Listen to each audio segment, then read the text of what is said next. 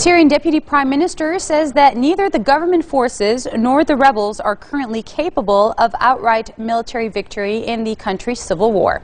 Kadri Jamil told the British Guardian newspaper that neither the armed opposition nor the regime of Bashar al-Assad is capable of defeating the other side. He called this a zero balance of forces and predicted that it will not change for a while. This comes after U.S. Secretary of State John Kerry called on the Security Council to stand up and speak out in the strongest possible terms about the importance of enforceable action to rid the world of Syria's chemical weapons. On the line live with us from Washington, D.C. is Syrian activist Mohammad Al Abdallah to discuss this further. Hi, Mohammad, can you hear me? Yes, I can hear you, thanks. Mohammad, under a deal drawn up with the Russians in non-stop talks late last week in Geneva, Syrian President Bashar al-Assad is supposed to make a full declaration of his chemical weapons stockpile by this weekend. However, there are doubts that this may happen. Can you tell me what are the reasons for these doubts? Well, the United States, firstly, they're not using enough power to threat Assad. The credible threat of using power that pushed Assad and the Russians to accept negotiating and the deal of delivering the chemical weapons. However, President Obama is not showing a serious leadership on this topic. That's the first point. And then Assad is trying to gain time again and spoil the process by saying it's going to cost $1 billion.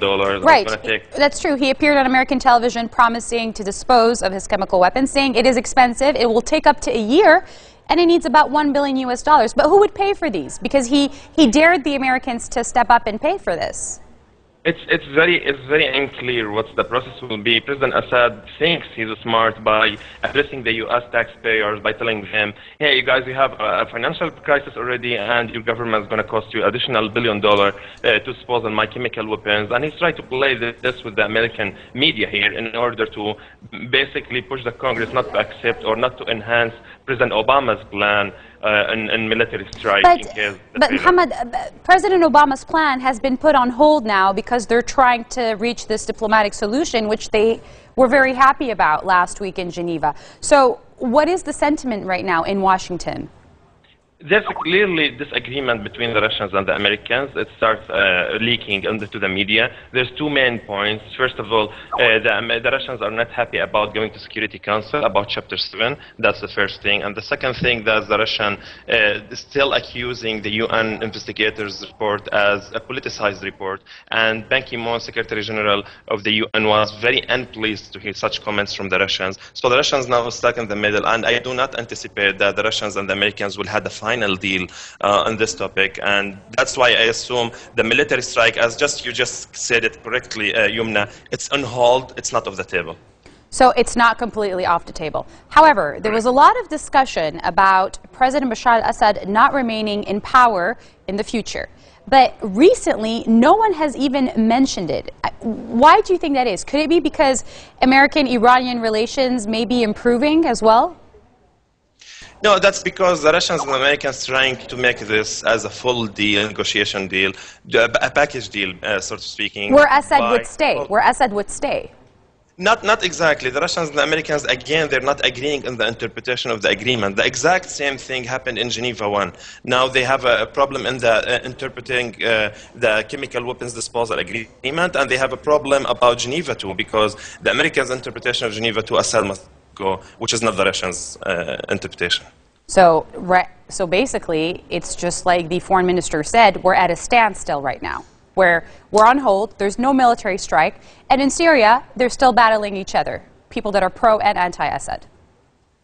Correct. Unfortunately, that's the main problem here. We have a crisis, a big humanitarian crisis with refugees, with the IDPs, internally displaced people, and unfortunately, the world is continue watching what's happening. So, okay, the world is continuing to watch what's happening, but you're in Washington, D.C., and I'm sure you're hearing a lot of different things on Capitol Hill. So what exactly is the people are just buying time? They're just waiting to see what's going to happen? What is needed here? What are we expecting?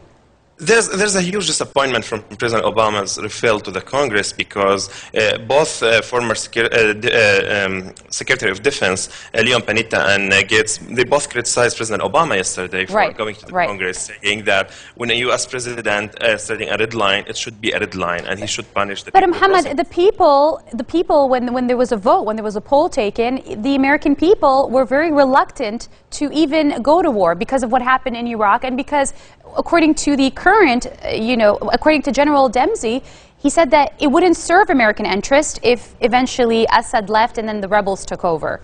So there is this hesitation, right, from the American public in terms of a strike.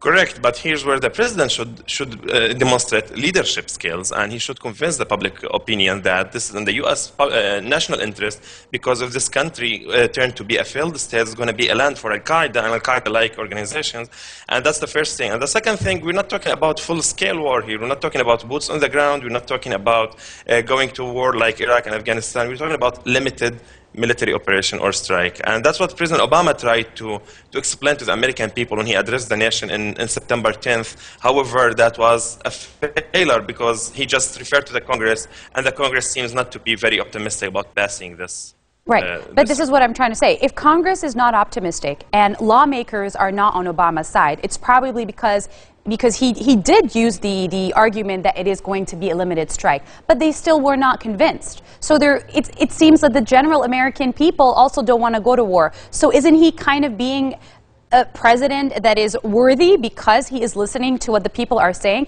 as opposed to George W. Bush, who went without the UN Security Council approval and went into Iraq when he said there was MWDs and then there weren't any? In fact, this is a very important point, Youmna.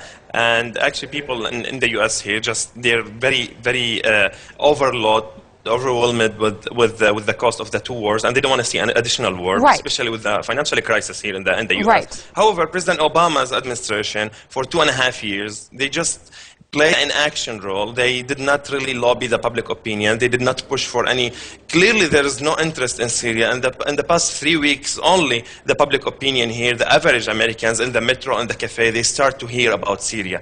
Before that, it was just topic of the news. It's not the first news. Because the economic situation had taken over, is what you're saying. And because administration did not make Syria as one of the priorities. As one of the priorities.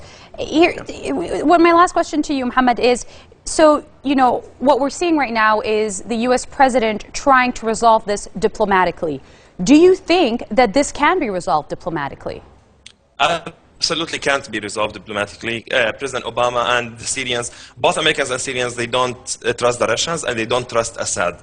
And there's mistrust here, and that U.S. tried to work with Russia diplomatically in Geneva one, and that did not really work. And I don't think there is any reason to give the Russians and the Assad additional diplomatic chance. The only reason is the inaction and reluctance at the Obama administration. Well, thank you so much for being with us. We're going to have to wait and see what happens. That is Syrian activist Mohammad Al Abdallah live with us from D.C. Thank you so much for being with us today.